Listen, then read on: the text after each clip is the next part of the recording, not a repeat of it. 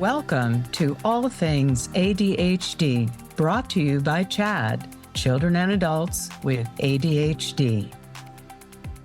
Hello, and welcome to All Things ADHD. I'm your host, Susan Booning. I am CHADD's Director of Communications and the Executive Editor of Attention Magazine. With me today is Dr. Ari Tuckman. Welcome, Ari. It was good to be here. Dr. Tuckman is a psychologist in private practice in Westchester, Pennsylvania, specializing in diagnosing and treating people with ADHD. His most recent book is on ADHD and productivity. He has appeared on CNN, National Public Radio, and XM Radio, and he's been quoted in the New York Times, USA Today, the Washington Post, the Boston Globe, usnews.com, and many other news outlets. He is a former member of CHADD's board of directors, and he currently serves as the conference committee co-chair. He's also a frequent contributor to Attention Magazine. Welcome, Dr. Tuckman. It is great to be here. And today we are going to be talking about ADHD in the workplace. So let's start out with the basics. What are some of the biggest productivity struggles that people with ADHD run into at work? I would say the biggest one is time management, right? So it's not necessarily a problem with getting it done, but it's getting it done at the right time. That could be hitting some of the sort of interim steps of different things that need to happen along the way, but also getting that kind of hitting that final deadline with all the bits and pieces that needed to be included and done in a way that it's not only about here it is, I got it done, but also if you're working with other people in any kind of way, if you're collaborating, if it's a team effort, if other people are depending on your part of it so they can do their part of it, to do it in a way that gives other people enough time to do their part, or at least doesn't stress them out too much that, oh my God, you haven't gotten it to me yet, it's due tomorrow. So starting a task can feel impossible on some days, especially for someone with ADHD. What can help when you just can't seem to get going?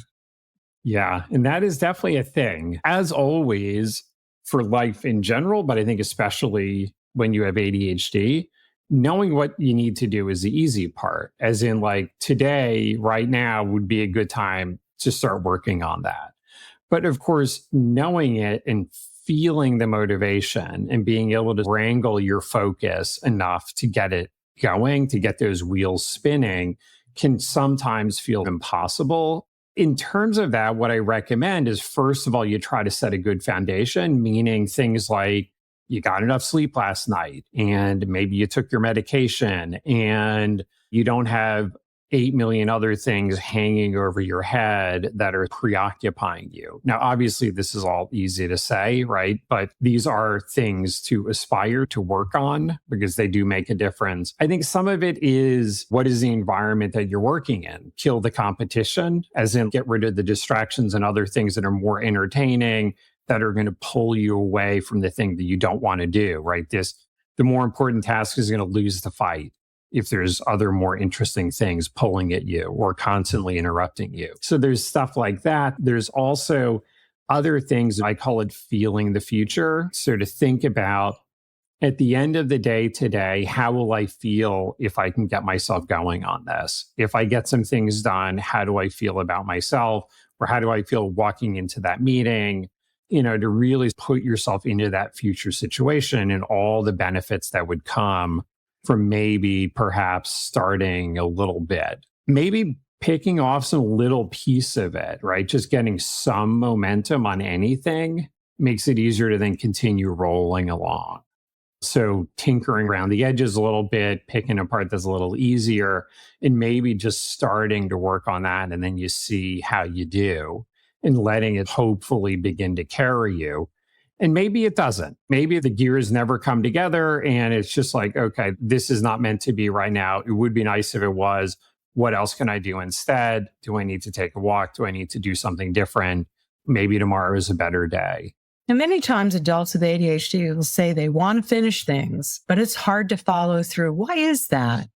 Because having the intention in this moment, lots of things sound good in this moment. The hard part is the next moment and the one after and the one after and the one, right? For every single moment, there's a new choice to be made. That sustaining attention, holding it on the task and not getting pulled off by external distractions or internal impulses of, ooh, I just had a thought. That takes some effort, right? It takes cognitive effort to resist the pull of these distractions and temptations.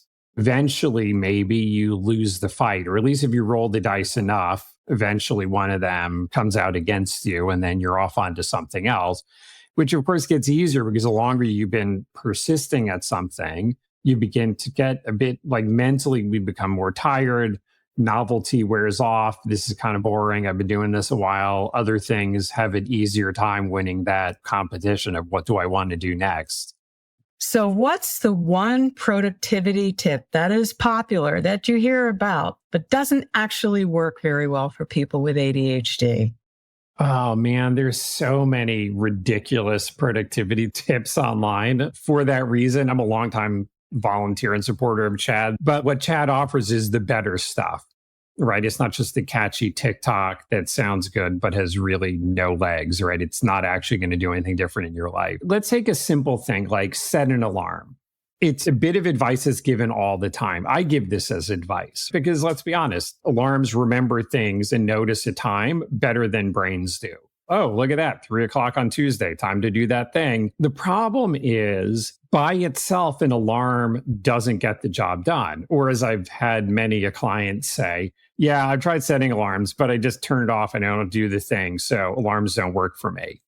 And it took me a while to actually get to the right answer on this. But my response now is, here's the thing. The alarm worked perfectly. The job of the alarm is to tell you it's now 3:00. That's it. Like, it doesn't make you do the task. It doesn't generate the motivation to say, I should really do this. And by the way, I'm not going to do that other thing that's more interesting right now. So that's the other part of it. And often that's the harder part, is generating the motivation to get over that hump to really start working on it. But there's a bit of an art anyway to setting alarms, in the sense of, first of all, do you have 8 million other things going on? Then you're not going to, it doesn't matter if you set an alarm, you don't have the space to say, oh, time to shift gears, I'll now do this. Or if the alarm catches you at the wrong moment. So 3:00 arrives and you're like in the car, or you're in the middle of a phone call that you can't really get off of.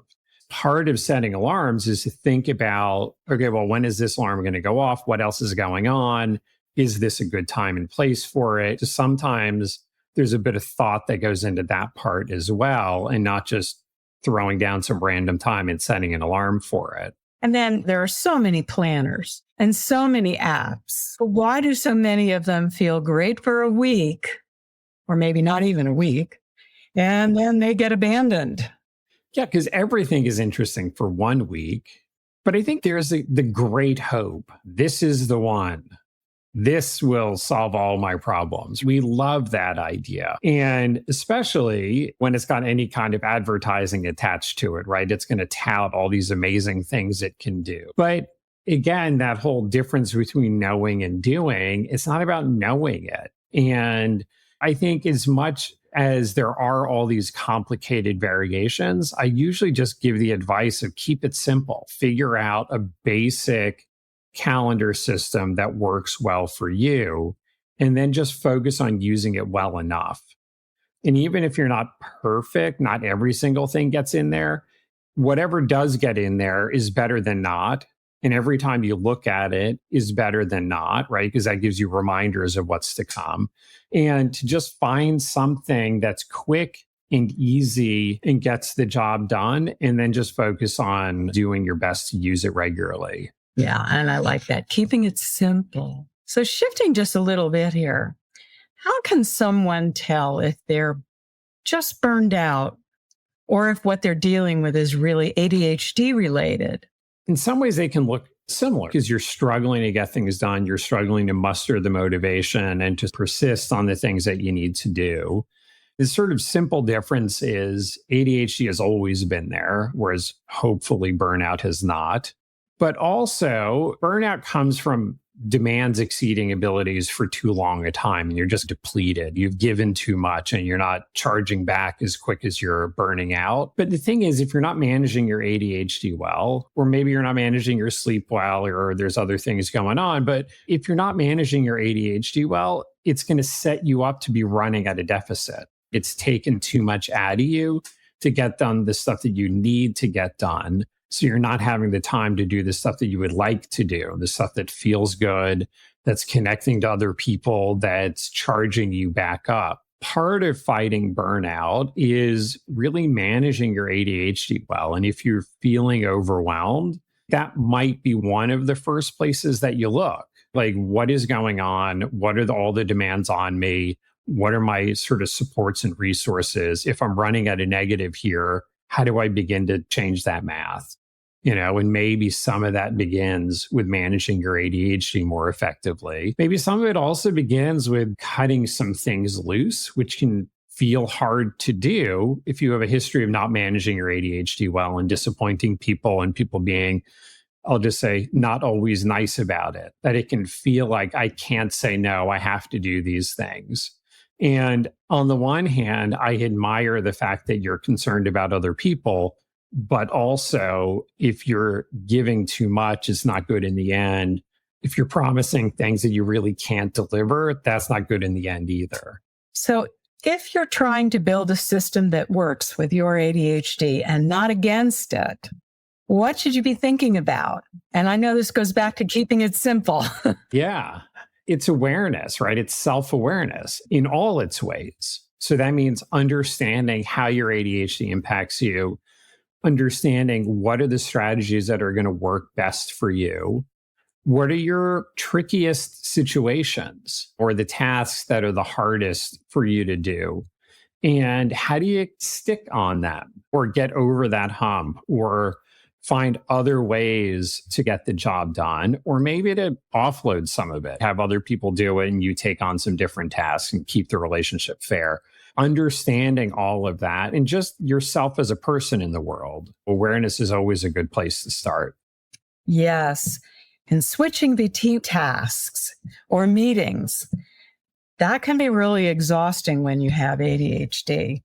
So what can you do to manage those transitions better?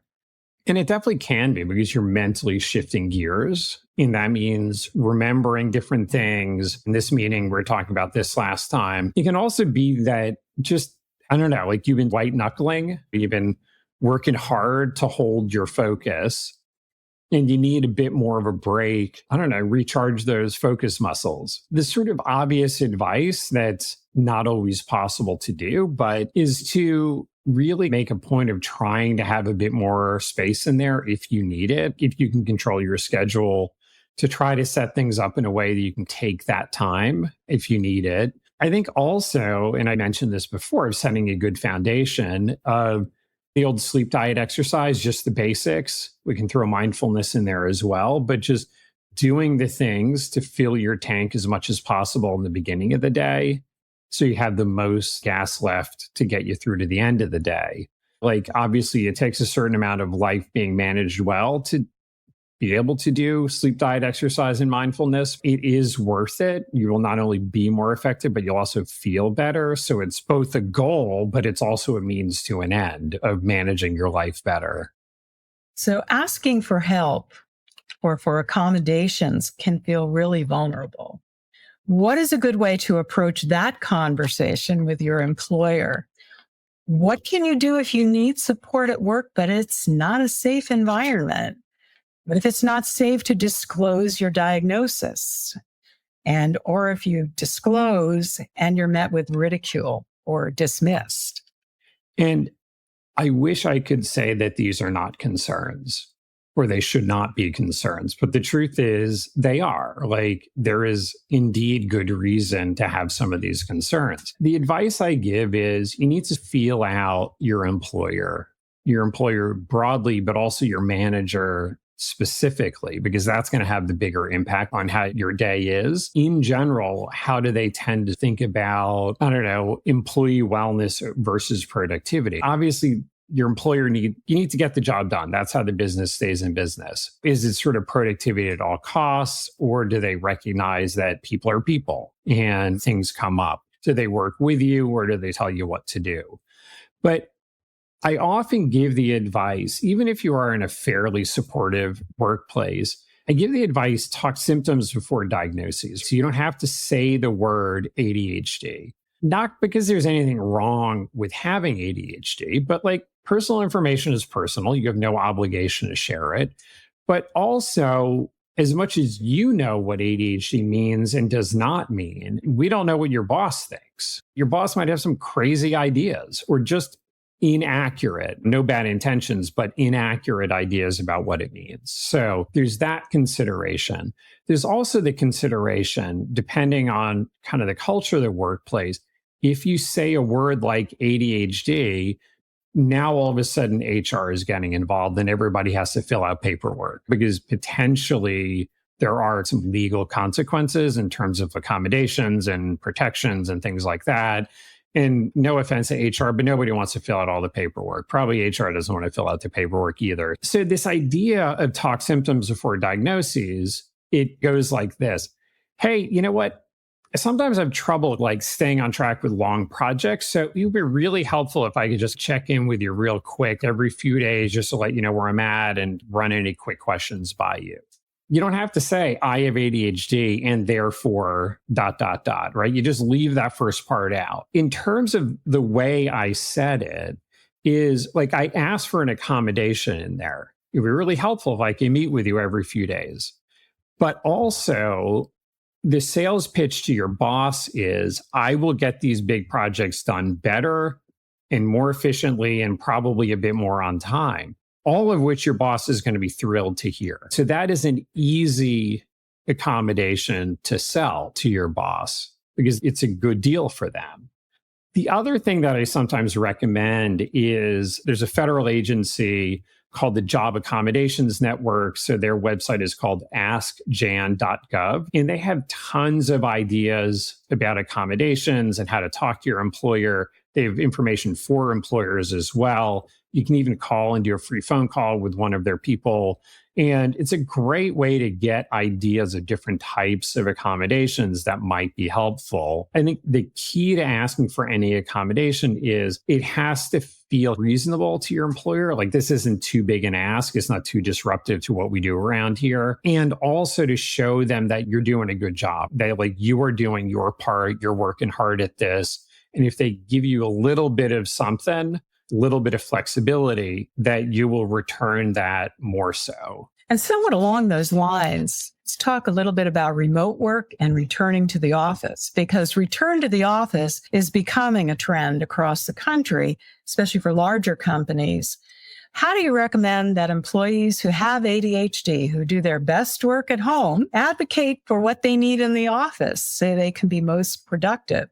And then conversely, what are some strategies for hybrid or remote work for people who find the structure of an office setting to be their best setting? Yeah, it's such a mixed bag because there's definitely advantages to working at home.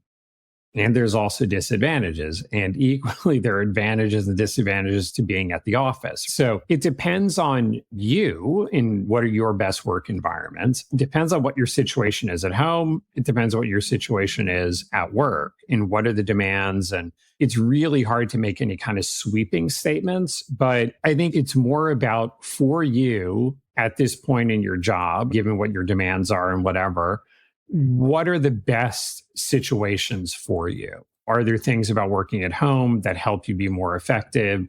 Are there things about being at work that make you more effective there?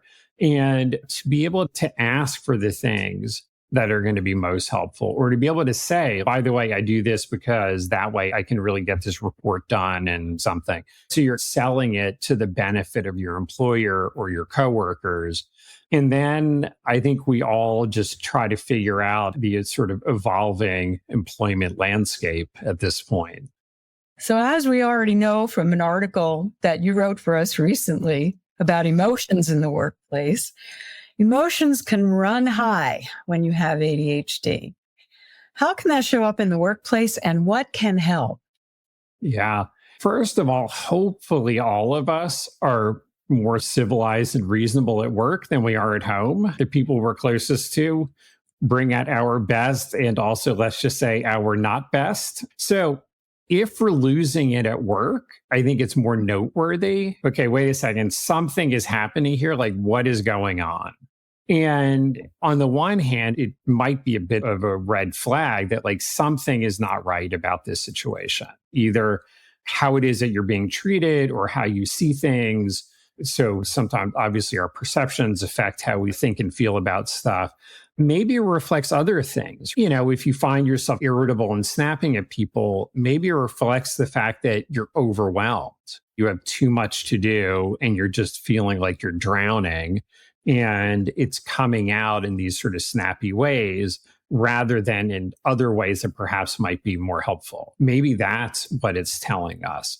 Maybe it reflects the fact that, I don't know, maybe your coworkers are not treating you that well. And you feel like you're giving back what you're getting, possibly more, you might be multiplying it a bit. And of course, that doesn't help the sort of office politics either, if you make yourself out to be the bad guy in the office. So I think it's a situation of if you find your emotions are running too hot, which it could be anger, but it could also be breaking into tears too often, or just feeling miserable, or just every day at the end of work, God, get me the hell, why am I still here?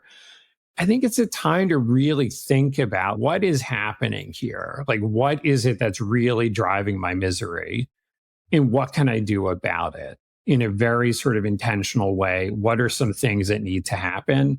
Because the thing is, the worst place, the least effective place to handle really strong emotions is when we have really strong emotions. That train is barreling down the tracks. It is so much harder to slow it down. The better place is before we get that emotional, that fired up. So what happens beforehand, and what maybe can we do something different in those early moments so we don't find ourselves in those like about to blow up kind of moments? And what if you're dealing with things like low esteem, imposter syndrome, these kinds of things, and also in situations where you might not have access to therapy? Unfortunately, all of that is certainly real and possible. It's easy to feel like an imposter if you've lived a lot of your life with diagnosed untreated ADHD. There's just way too many real life examples of pulling your bacon out of the fire in the last second, screwing things up and people know it, or you don't screw it up. Like, I was up till 2 a.m. doing this. Nobody would think it was any good if they thought that, right? Now, I don't know if I would agree with that way of interpreting it, but it's easy to feel that. All of that makes it really easy to doubt yourself. So the good news is, when you understand your ADHD better, it explains a lot of these experiences in a way that hopefully you don't feel as bad about yourself. So for example,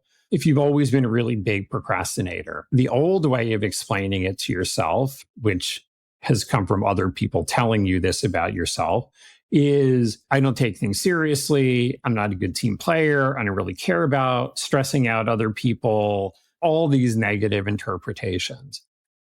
On the other hand, once you get a diagnosis of ADHD, or if you just you're understanding it better, it then becomes a thing of, it's not that I don't care, and it's not that I'm not responsible. It's that I don't feel the pressure of the deadline until I get much closer to the deadline. That is just how my brain is wired.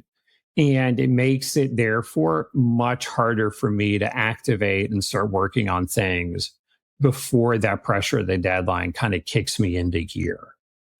Now, that doesn't change what you do with it, but maybe it helps you beat up on yourself less. But also because now you know there's other strategies, or ADHD-friendly strategies, are going to be probably more helpful in getting going on it, rather than, I don't know, flagellating yourself about being irresponsible and somehow hoping that's going to kick your motivation into gear. How can someone tell the difference between a job that challenges them in a good way and one that's just draining them?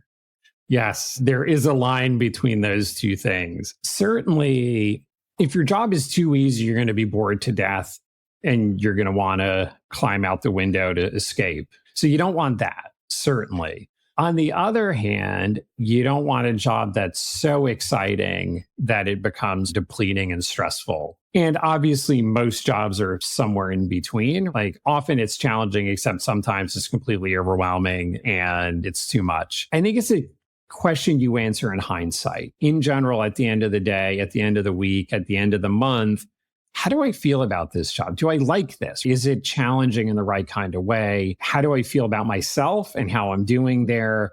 How do I feel about the people I work with?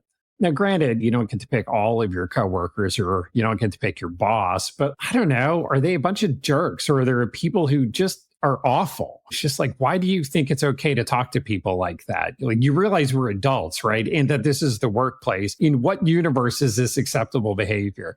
Is there too much of that kind of stuff where too often you feel worse for it rather than better? Yes. So if you are designing the most ADHD friendly workplace possible, what would it look like? Oh, man. It depends a lot on the person. And as much as ADHD is ADHD, it's also not all the same. And not all people are the same. I don't know, like at the conference a couple of years ago, I was joking with my friend Roberto Olivardia about the fact that at the conference, we have a quiet room where people who are just sort of, they're peopled out, let's say, and they just need to kind of recharge their sort of introverted social battery. And that's awesome. But also, Roberta was joking. I think I said, yeah, we should actually, this is the ADHD conference. We should have a loud room. And then Roberta says, yeah, and you can go in and break things. It depends what is going to be the best work environment for you, which might also depend on what it is that you're doing, you know? Right. So, I was in charge of the quiet room one year. yeah, and it's a good thing. But for some people, they would chew their leg off to get out of that room. So true. So shifting gears a little bit, what advice do you have for people with ADHD who've lost their jobs, whether through firing or being laid off, and are having difficulty finding employment? Are there any specific resources that you'd recommend or strategies for the job search that you would recommend? People lose their jobs for a lot of reasons, and it can be incredibly disruptive to your life. And not just like for the obvious, like tangible financial reasons of I don't have income and I don't have health insurance, or I can get COBRA, but it's $1 million a month. So like in practical and tangible ways, that is definitely a big deal. But also psychologically, it can feel like a big deal. And I think it's important if you've lost a job to really assess, like, why was I let go? And obviously, if there's mass layoffs and your entire division was fired, probably that wasn't your fault. On the other hand, if you're the only one who was fired, you're put on a performance plan and it didn't work out and they fired you, then maybe there is more on you there. But if it's just bad luck of I was in a big layoff, don't blame yourself. Now, it's easy to blame yourself if you have a history of ADHD. So don't blame yourself for things that are not about you. On the other hand, maybe was the writing on the wall and I should have gotten out sooner? Possibly. But also maybe like, no, there's no way for me to know this. It was not knowable. It was not reasonable to look for another job. This is just a bad thing that happened. Now, what do I do about it? But maybe there is something where if you look at your performance and say, you know what, I could have done a better job in these ways. Maybe there's some lessons learned there. Maybe it's not about performing better, but it's about the appearance of how you perform. That like your work is actually pretty good, but you looked like you were disorganized and all over the place. So it gave a perception that didn't quite match the reality. But when it came time, we got to cut 3 heads here. Yours is one of them that is easy to pick, maybe. Or maybe you didn't engage in some of the social niceties as much with your coworkers or especially with your boss because you're so focused on just surviving and getting stuff done. So maybe there are some lessons learned for the next job, but also this probably it's going to come up in your next interview. Or if you're networking and schmoozing people, hey, what happened in your last job? you need to have an explanation, and it has to strike the right tone where you can't say, my boss is a jerk and they fired me because they can't appreciate my brilliance. You're probably not going to get hired.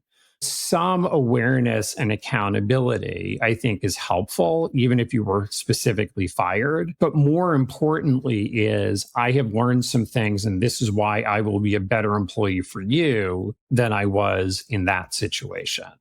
Well, thank you. And I feel like there's so many more topics in this area we could discuss, but as we're coming to the close of our time, let me ask you one more question.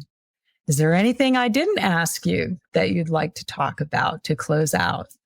There are so many things to talk about here. And I think it can feel like a double-edged sword, because on the one hand, it can feel like I have no idea why I struggle with productivity in certain situations, or maybe in general, because there's so many things it could be and I can't quite figure it out. But also, what it tells us is, if the things that you're working on don't seem to be working well enough, maybe it means you need to step back and take a look at some other things and to really identify what is it that's getting in the way of getting things done. For example, if you missed the deadline on something, were you aware of the deadline? Maybe you missed it in the first place. Someone sent you an email, you didn't see it. Or they sent you an email, but you forgot. Or you didn't put it in your calendar or on your to-do list. Maybe that's the problem. Maybe you did put it down, but you didn't really look at it. So it was written, but not in your head. Or you looked at it and you're like, oh, I can do that in an hour. I'll do it right before the meeting. And it's really a 3-hour thing, or it is a 1-hour thing, except for the fact that you need something from that guy you work with and he's out this week. Or maybe the problem is, you know what to do and all this stuff, but you feel anxious and overwhelmed about doing it. And you're hesitant to ask anyone because then it will reveal the fact that you don't really know what it is you're supposed to do. Or, right, so there's lots of possibilities. So always, first step is take a step back and really try, what is going on? What do I know and I got a handle on? Where am I getting stuck? What is the hang up here? Because if you know what the hang up is, then you can target your efforts a little bit more specifically. Dr. Tuchman, thank you so much for being our guest today. I could talk about this stuff all day. I am more than happy to be here. I certainly look forward to more. Thank you. This podcast has been brought to you by CHADD, Children and Adults with ADHD.